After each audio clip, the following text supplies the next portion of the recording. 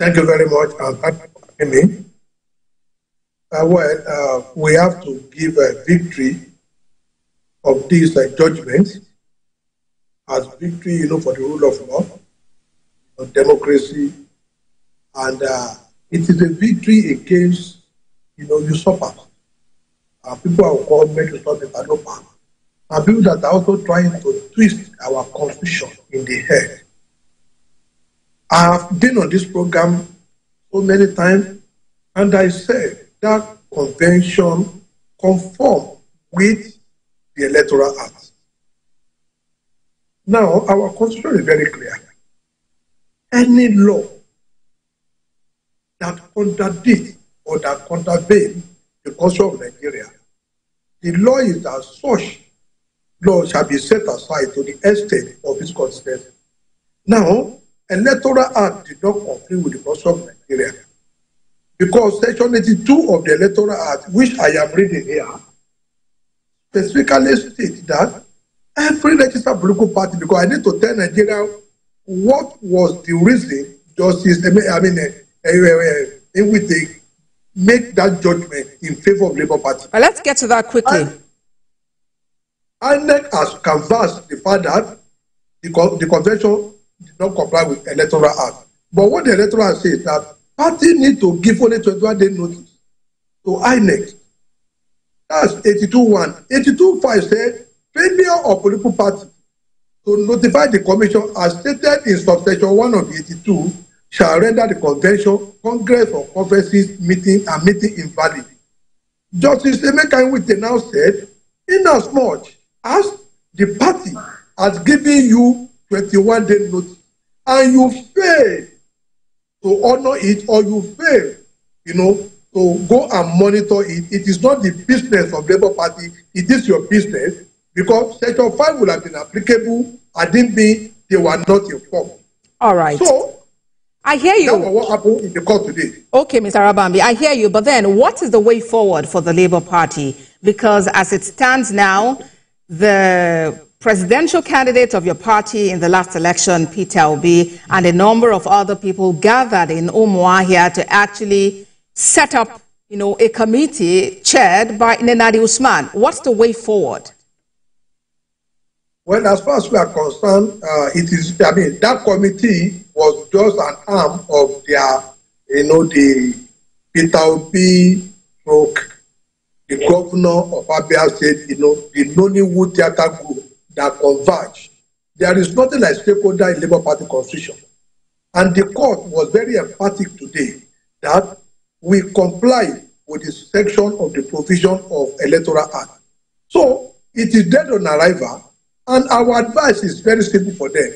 They need to come into the party to do restitution so that at least we will not be able to feel that, they knew what they did was wrong. You cannot just come and, turn the constitution upside down simply because you have executive power. It is not done. So Mr. Peter Obi, who considers himself as national chairman, and Mr. Alesoti, who considers himself as the national secretary, to go and convene in legal meeting, that have been laid to rest by the court today. Because it was the INEC, they claim, gave them that, audacity to go and convene a stakeholder. But the court told INEC today, you lack the power. Once you have made a pronouncement, you lack the power to reverse it, except the court.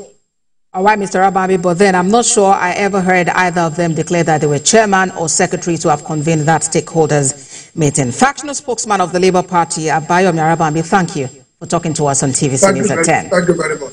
Thank you very much. TVC News at 10 continues in a moment. Please stay with us.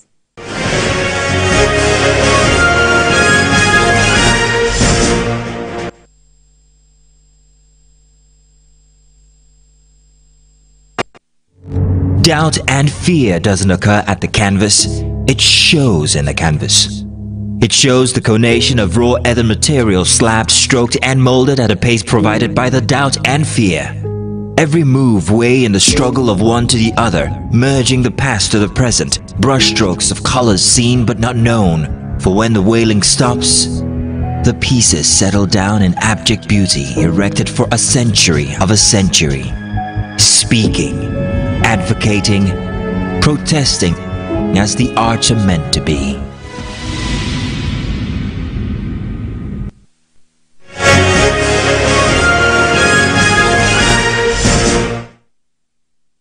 Thank you for staying with us. The Supreme Court has adjourned till the 22nd of October for the hearing of a suit filed by 16 state governments challenging the constitutionality of the laws establishing the Economic and Financial Crimes Commission and 2 others. A 7-man panel of justices led by Justice Owani Abaji fixed the date after 15 states were joined as co-plaintiffs in the suit.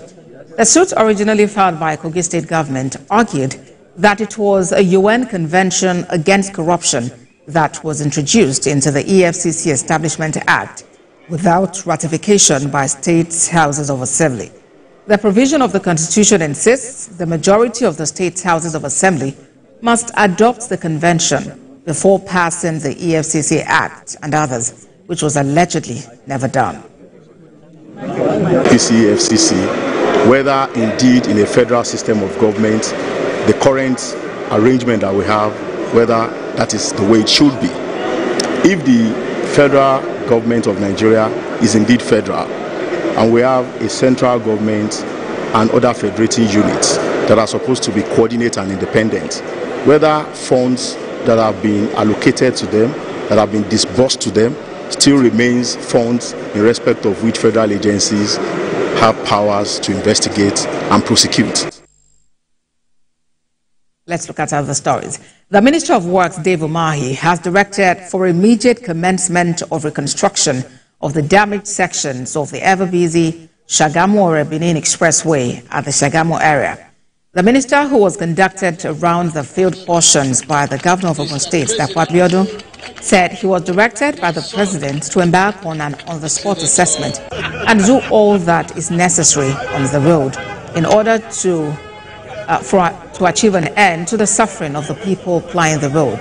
He declared the deplorable state of the section of the road and assured the governor and residents of the state that palliative work will begin on the field portions of the road next Monday. He added that the palliative is expected to be completed in the second week of December. Governor Abiodun, on his part, commended President Bola Tinubu for being a listening leader who cares about the welfare of his people. He also appreciated the Minister of Works for taking his assignment with a high sense of responsibility. In Lagos, following the suspension of chairman of Alimosho local government area, Jalili Sulaiman, over alleged gross misconduct and appointment of the vice chairman of the council, Akinpelu Johnson, to take over from the suspended chairman, the Lagos State House of Assembly says the newly appointed chairman remains the recognized council boss, adding that its decision is within the ambit of the law. The chairman, House Committee on Local Government Administration, Gani Okonlawon, shed more light on this in an earlier interview I had with him on TVC News at 7. Well, as far as Lagos State is concerned, and Lagos State House of Assembly, the chairman that we know and recognize is the acting chairman, Mr. Akinpelu Johnson.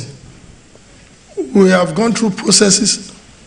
We have gone through due processes. We have done due diligence, and we have suspended the chairman, the former chairman, that was Mr. Jalili Sulaiman, and then in his place is now Mr. Akinpelu Johnson. That the need to reposition the younger generation for leadership roles in Nigeria has been stressed at a public lecture in Lagos, organized by the Foursquare Gospel Church in Nigeria. Senior correspondent Ivy Kano reports, and will be back with business news. Since the theme is centered around the youth, the organizers ensure that they were well represented at the lecture. The host, who is the General Overseer of Foursquare Gospel Church in Nigeria, explained that the choice of the theme, Leadership in Nigeria and its Impact on the Next Generation, highlights the importance of youths in nation building. In Nigeria today, the next gen represents approximately 70% of the population, making them the largest democratic group. However, they frequently face stereotypes and misconceptions which has overshadowed their contributions and realities. For the guest speaker, Ibukun Awoshika, the nation's value chain is broken. When our leaders fail, it's because we, as parents, have not created the right nurturing and the right value system. 70% of Nigeria, like our father said, is made up of people under 40. What does that mean? The people that will run the economy and run the politics and run the nation in your old age are the people you have not equipped. And therefore, what they don't know, they cannot give. The governors of Lagos and Ekiti states addressed the Nigeria leadership question and the need to prepare the next generation for the task ahead. Today's youth have keenly observed how we handle critical issues like education, security, the economy, and social justice. In Lagos, we have embarked on initiatives aimed at empowering young people, ensuring that they are equipped to lead and compete in a fast-changing world. We currently run a compulsory subject called Ekiti Values Education. We have always created the Bureaus of Civic Orientation with a considerable module that focuses on leadership development. The subjects aim to teach young Ekiti children comprehensive aspects of leadership, responsibility of a leader, and practical leadership exposure. The youths were advised never to allow their present circumstances to limit their ability to identify opportunities for leadership. Ivy Kano, TVC News, Lagos.